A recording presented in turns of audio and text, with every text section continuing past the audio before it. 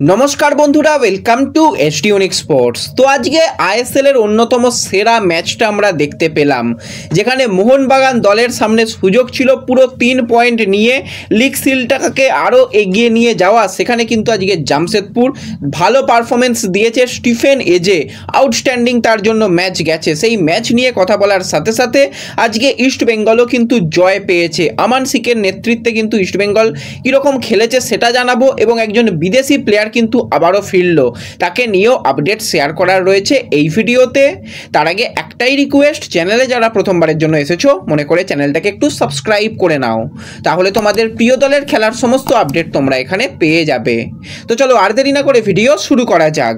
তো শুরুতেই যদি আমরা বলি আজকের আইএসএল এর ম্যাচ নিয়ে, জামশেদপুর তারা ঘরের মাঠে আউটস্ট্যান্ডিং পারফরমেন্স করে আসছে। 8টা ম্যাচের মধ্যে 7টা জিতেছে, একটা মাত্র ম্যাচ হেরেছে। আজকেও কিন্তু তারা চেয়েছিল পুরো 3 পয়েন্ট পাবার।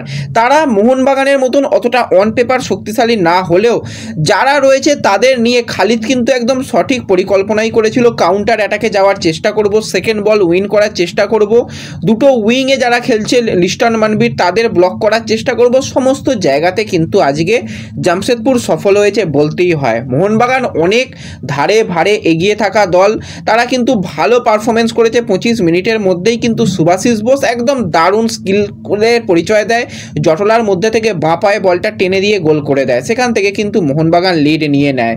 আর টোটাল মোহনবাগান 20টা শট করেছে, 5টা শট অন টার্গেট। অ্যালবিনো গোমসের হাত ব্যথা হয়ে গেছে, যেভাবে পর পর সেভ করে গেছে। লিস্টন শেষের দিকে একটা দারুণ শট রেখেছিল, সেটা সেভ। আপুইয়ার শট সেভ, মনবীরের শট সেভ। তো প্রচুর কিন্তু সেভ করতে হয়েছে আজকে জামশেদপুরের গোলকিপারকে। ভালো গোলকিপিং করেছে এবং ডিফেন্সের অন্যতম স্তম্ভ যেখানে স্টিফেন এজের মতন প্লেয়ার রয়েছে, চিন্তা কিসের। স্টিফেন এজে তো আজকে এক কথায় বলতে গেলে স্ট্রাইকার হয়ে গেল। পুরো ব্রাইটের মতন গোল দেখলাম, আমরাও দেখেছিলাম ব্রাইট এরকম মাঝমাঠ থেকে বল নিয়ে গিয়ে 3-4জন প্লেয়ারকে কাটিয়ে গোল করেছিল, সেই রকমই কিছুটা স্টাইলে আজকে গোল করলো স্টিফেন এজে। একদম নিচে থেকে বল নিয়ে গিয়ে অ্যাটাক তৈরি করলো, 2-3জন আপুইয়া সামনে ছিল, সেই জায়গা থেকে হালকা টার্ন করে এসে যেরকম ফিনিশিং করেছে আজকে স্টিফেন এজে, আউটস্ট্যান্ডিং। 60 মিনিটের মধ্যেই ইকুইলাইজারটা এসে যায়। এরপরেও মনে হচ্ছিল গোল হয়ে যাবে। কিছু ক্ষেত্রে কিন্তু জর্ডান মারে একটু যদি ঠিকঠাক ফিনিশিং হতো ভালো হতো, কিন্তু একটাই অন টার্গেট শট, একটাতেই কিন্তু বাজিমাত করে দিয়েছে জামশেদপুর। এবং অবশ্যই একটা পয়েন্টও তাদের জন্য খুবই গুরুত্বপূর্ণ। একটা পয়েন্ট তাদের অনেকটা পয়েন্ট টেবিলে এগিয়ে দিল।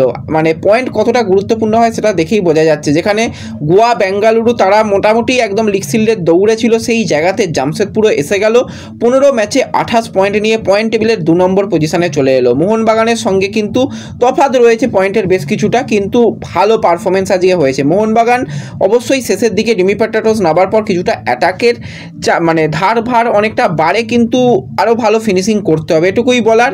এবং অবশ্যই আজকে অ্যালবিনো গোমস আউটস্ট্যান্ডিং, তাকেও যদি ম্যান অফ দ্য ম্যাচ দেওয়া হতো অবাক হতাম না, কিন্তু স্টিফেন এজেকে আজকে ম্যান অফ দ্য ম্যাচ দেওয়া হয়েছে। তো তাতেও আমি খুবই খুশি, যেভাবে গোল করেছে, যেভাবে 4-5টা মানে একদম শিওর গোল আটকে দিয়েছে, এক কথায় আউটস্ট্যান্ডিং। এবং এরকম প্লেয়ারকে কেন আমাদের বাংলার কোনো দলে আমরা দেখতে পাই না, সত্যি খারাপ লাগে। স্টিফেন এজে আগেও যেরকম পারফরমেন্স করতো, এই সিজনে এসেও তার পারফরমেন্স ঠিক একই লেভেলের রয়েছে। এবং আজকে সুভাশিসের গোলটার ক্ষেত্রেও প্রশংসা করতে হবে, এবং অবশ্যই সবথেকে প্রশংসাযোগ্য গোল কিন্তু আজকে স্টিফেন এজেরটা। এবং আইএসএল এর অন্যতম সেরা গোলটা কিন্তু এবছর স্টিফেন এজের এই গোলটা হতে চলেছে। তো এরপর যদি আমরা কথা বলি একটুখানি আজকে ইস্ট বেঙ্গলের রিলায়েন্স ফাউন্ডেশন ডেভেলপমেন্ট লিগ নিয়ে, ইউনাইটেডের সঙ্গে আজকে মুখোমুখি হওয়ার কথা ছিল, তোমাদের জানিয়েছিলাম। আজকে কিন্তু ইস্ট বেঙ্গল আর যাই হোক ম্যাচ জিততে পেরেছে, আগের দিনে ড্র হয়ে গিয়েছিল। এবার ইস্ট বেঙ্গলের খেলা যতটা যারা দেখেছে সেখান থেকে যেরকমটা আপডেট, যে খেলা কিন্তু খুব ভালো মানের এখনও পর্যন্ত দেখা যাচ্ছে না। গত বছর যেখানে রানার্স আপ দল, সেই তুলনায় কিন্তু ইস্টবেঙ্গল বেশ কিছুটা হতাশ করেছে। মিডফিল্ডে কোনো রকম কন্ট্রোল নেই, অ্যাটাকিংয়ে ফিনিশিংয়ের অভাব, চান্স ক্রিয়েট করছে ইস্টবেঙ্গল, ফিনিশিংয়ের অভাব। তবুও কিন্তু ফার্স্ট হাফে ইস্টবেঙ্গল গোল করতে না পারলেও সেকেন্ড হাফে কিন্তু অ্যালবার্ট তার একমাত্র করা গোলেই কিন্তু আজকে ইস্টবেঙ্গল ম্যাচ জিতেছে, ইউনাইটেডকে তারা হারিয়ে দিয়েছে। এবং পরবর্তী ক্ষেত্রেও কিন্তু অবশ্যই ম্যাচগুলো কিন্তু জিততে হবে এবং ভালো করতে হবে। আর ভালো ভালো প্লেয়ার রয়েছে, তারা যত ম্যাচ যাবে তত কিন্তু আরও নিজেদের ভালো মানিয়ে নিতে পারবে এবং বেস্ট পারফরমেন্সটা কিন্তু ইস্টবেঙ্গলের জার্সি গায়ে দিতে পারবে। তো এরপর যদি আমরা একটা ট্রান্সফার নিউজ নিয়ে কথা বলি, তো আমার খুবই পছন্দের একজন প্লেয়ার, 33 বছর বা 32 বছরই বয়স বলতে পারো, 32 বছর বয়সী স্প্যানিশ উইঙ্গার বা অ্যাটাকার জর্জে অটিজ। তাকে কিন্তু আমরা এফসি গোয়ার জার্সি গায়ে খেলতে দেখেছিলাম। পরবর্তী সময়ে সে সিচুয়ান জিউনিতে চলে যায়, তারপরে কিন্তু চীনেরই একটা ক্লাবে খেলছিল, সুপার লিগের ক্লাব, সেখানে কিন্তু তার কন্ট্রাক্ট শেষ হয়ে গিয়েছিল। এবার প্লেয়ারটার ক্ষেত্রে একটু ব্যাপার হচ্ছে, তার কিন্তু একটু ইনজুরি রয়েছে, ইনজুরি নিয়েই কিন্তু সে আবার আইএসএলে ব্যাক করছে, যেরকমটা শোনা যাচ্ছে। মুম্বাই সিটি এফসি কথাবার্তা সব কিছু করে নিয়েছে, শুধু কিছু মেডিকেল রিপোর্ট তার বাকি রয়েছে। সেই মেডিকেল রিপোর্টটা ক্লিয়ারেন্স এসে গেলেই জর্জে অটিজকে কিন্তু এবছরই আমরা আইএসএলে দেখতে পেতে চলেছি। এবার মুম্বাইয়ের পারফরমেন্স খুব একটা ভালো হচ্ছে না, তো সেই জায়গায় জর্জে অটিজ এলে কিছুটা হলেও অ্যাটাকিংয়ের ধার বাড়বে। বিপিং ছাং থেকে সেই রকম ছন্দে পাওয়া যাচ্ছে না, বিক্রম প্রতাপও মানে আউটস্ট্যান্ডিং কিছু করতে পারছে না, তো সেই জায়গায় জর্জে অটিজ আসাটা কিন্তু খুব ভালো একটা সাইনিং। যদি সে ফিট থাকে তাহলে কিন্তু মুম্বাইয়ের জন্য ভালো সার্ভিস দিতে পারবে আশা করা যায়, কারণ আইএসএলে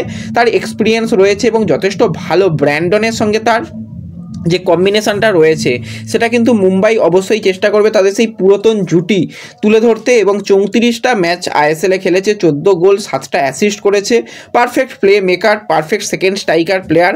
তো দেখা যাক কীরকম পারফরমেন্স করতে পারে এই জর্জে অটিজ। তো ব্যাস এই ভিডিওতে এটুকুই আপডেট শেয়ার করার ছিল। ভিডিও ভালো লাগলে লাইক শেয়ার করতে পারো, চ্যানেলে প্রথমবারের জন্য এলে চ্যানেল সাবস্ক্রাইব করে নিও। তো দেখা হবে পরবর্তী ভিডিওতে, ধন্যবাদ।